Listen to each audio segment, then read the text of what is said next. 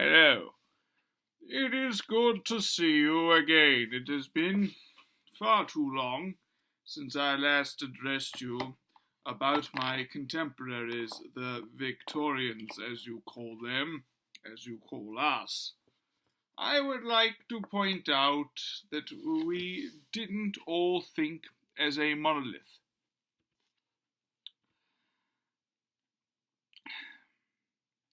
One of the key issues where you would imagine Victorian Britain in almost uniform agreement would be the issue of empire.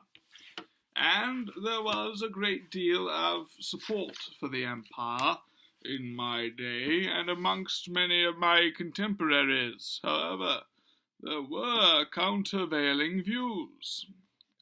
For instance,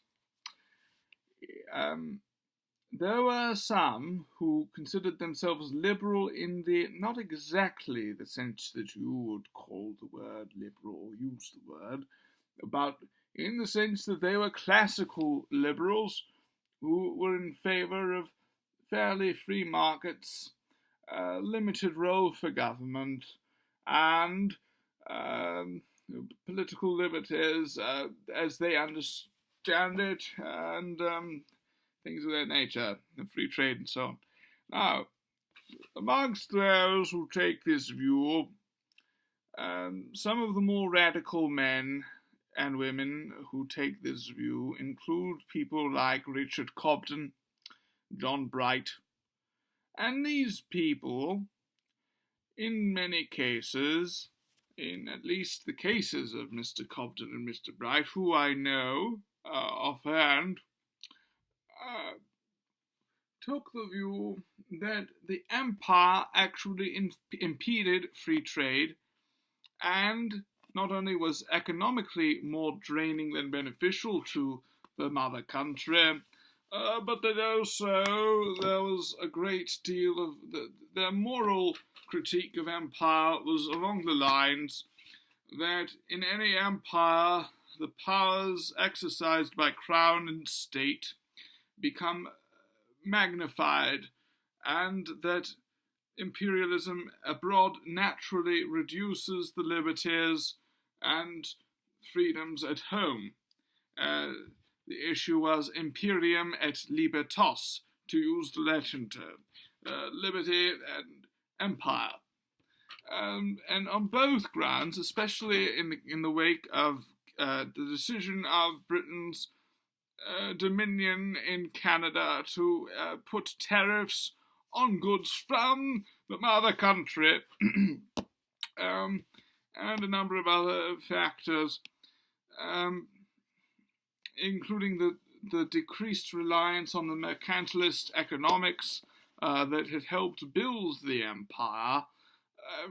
These people, such as Bright and Cobden, were very much opposed to the empire. Many called themselves Little Englanders. Now, this term, Little Englanders, has a very different connotation now than it did back then. Today it is referred to this sort of insular, provincial view that England is better than a Greater Britain, that England should be isolated from the rest of the world, cut off, not engaging in as much trade, not engaging in the European Union, and keeping migrants away as well. Now, that's the modern definition of Little Englander. Of course, in the day, not of course, but in the days of Cobden, Bright, and to a lesser extent Gladstone, who was sort of at times moderately opposed to empire, or at least to imperial expansion, the Little Englander movement, which was emerging in this time, was pro-free trade, not in favour of complete isolation, but rather in favour of a more humble England that didn't trample on the smaller countries in the empire, or at least that didn't annex more territory from those countries moving on. And so there were different degrees of anti-imperialism within this movement and within the Liberal Party. Now, I'm speaking about the prevailing trends and the countervailing trends, but it's always interesting to see the limits. It's easy to say that in any age there were those who agreed with general opinion and those who dissented. If they had the ability to, it's easy to find outliers from the general view. But what is also telling, what also tells us about an age, not in the sort of looking at attitudes as monolithic, but rather looking at these attitudes as something which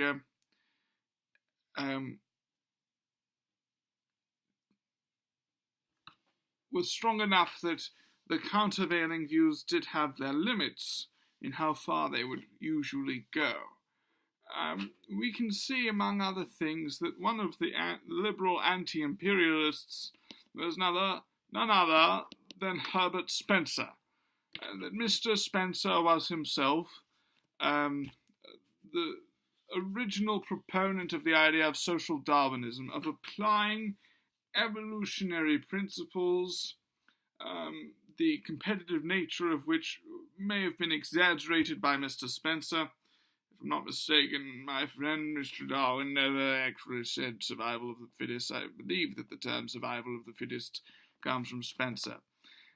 But these principles were then applied to society and how it should be organized. Even though Spencer's social Darwinism would later be used to justify imperialism, Spencer himself was against empire along liberal lines. He may have been in favor of a bitter competition, but he was also in favor of extending that competition to the markets, and he believed that a true market society would not have an empire, that an army society was in a sense socialistic in his view, and therefore it was the army society that maintained the empire and the market society that opposed it. In the 1880s and 1890s, increasingly the Liberal Party became more friendly to imperialism, to the point where even Mr. Gladstone took actions to bring Egypt into the empire. Furthermore, other examples of limits to the imperial view, because in the case of Spencer, his anti-imperialism was still part of an ideology that he helped originate, which helped to justify empire in its own funny, roundabout way. But in the case of Mr. John Stuart Mill, a man who was he was not a left liberal in today's sense, and yet he was, because he started out as a classical liberal and he also became a, quote, qualified socialist. He was in favor of cooperative society, worker cooperatives and things of that nature, but he was also in favor of free markets. And Mr. John Stuart Mill, who incidentally began his career as a clerk in the East India Trading Company, was also in favor of keeping India within the British Empire in the wake of the Indian Mutiny, or the Sepoy Rebellion as it is known in your day. Excuse me. Yes. Now, that having been said, we must also ask the question, which Victorians, and another question, who counts as a Victorian? After all, in 1892, amid the high ebb of imperial attitudes that accompanied the works of Mr. Kipling, hang on, somebody I'm trying to look up for your exclusive benefit.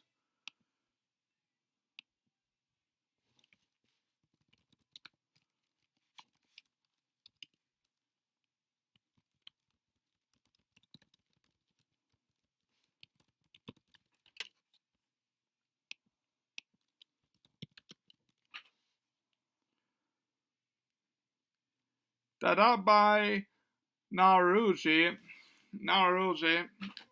was elected to the British Parliament in 1892. In fact, he was able to get elected, is notable. He was the first British Asian member of Parliament ever elected, and he was quickly followed by fellow Parsis Mancherji Banagri and Shapurji Saklatvala.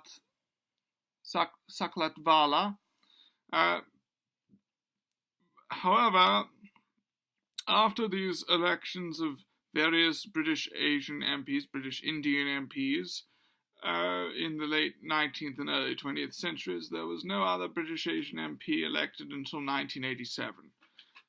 In some ways, the racial attitudes of the Victorians were ever so slightly more progressive than the racial attitudes of 20th century Britons, which may have taken a step back. That's what that indicates. What it also indicates, it brings up an interesting question. Who counts as a Victorian?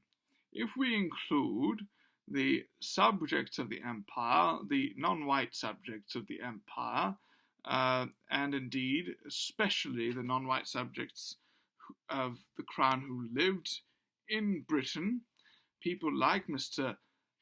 Dadabhai Naoroji, it becomes very clear that some may have not been as invested in the British Imperial project and may have had more issues with it since they saw the effects of empire upon their own communities. And indeed, Mr. Naoroji was not only a member of Parliament, and although he was a member from the Liberal Party, he also was one of the founders of the Congress National Party in India, if I'm not mistaken, and he also was a member of the Socialist International. So, who counts as a Victorian is a very big part of the question when we speak about these monolithic Victorians who all thought the same way, looked the same way, came from the same background. Even amongst the white Victorians, the Victorians from different regions, spoke in different dialects, came from different classes, were of different genders, and so on and so forth, and there were various different views. There were limits to the countervailing view, but as we can see in the case of imperialism itself, these limits still were signs that there was a discourse which was not merely a case of monolithic national groupthink that occurred in this previous era. This era, I might add, that I happened to live in. And, let's see, are there any other notes I would like to make before finishing this video on imperialism and the Victorians? No, I think that basically sums it all up.